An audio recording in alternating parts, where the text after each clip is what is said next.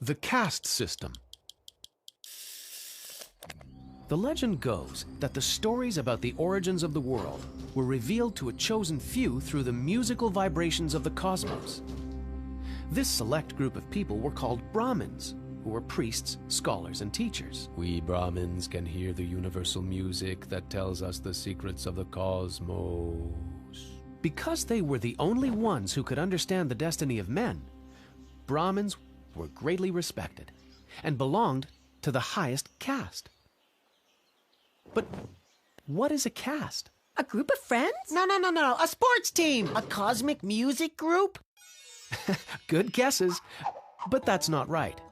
You see, a caste was a way of organizing people, giving them a place in society from the time they were born.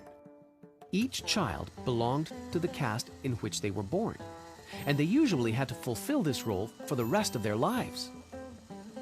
If a child was born into a family of Brahmins, the child would become a priest and would have many privileges.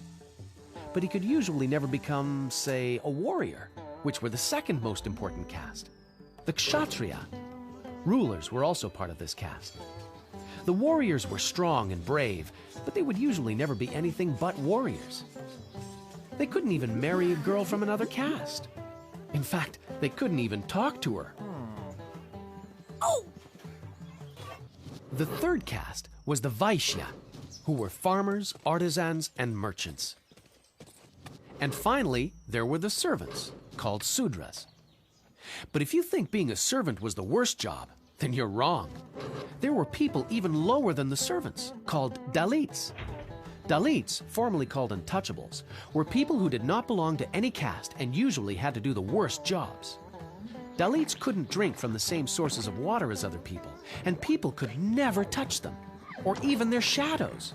If this happened, the person would become contaminated and had to be purified. Being a Dalit was definitely a hard life. Let's dig a little deeper with our time compass and find out how societies were organized in other parts of the world. In ancient Egypt, for example, the pharaoh was at the top spot of society. Just like a Brahmin in India, a pharaoh was thought to be divine. Under the pharaohs were the priests, who were in charge of serving the gods. Under the priests were the scribes, whose greatest ability was that they knew how to write. Below them were the soldiers in the army, who were responsible for protecting and ensuring the unity of the empire. Then came the merchants and artisans. And a little further down from them were the farmers. The lowest caste in Egypt, those who had to do the worst jobs, were the slaves. Ah, just like the Dalits in India. Similar, but not the same. Firstly, the Dalits in India did not belong to any caste, which means they weren't even considered to be members of society, and did not have any rights.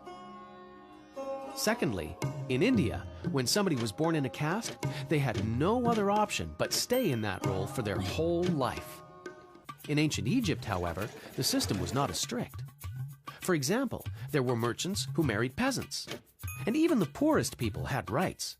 In fact, if they managed to save enough money, they could buy their own lands and improve their lot in society.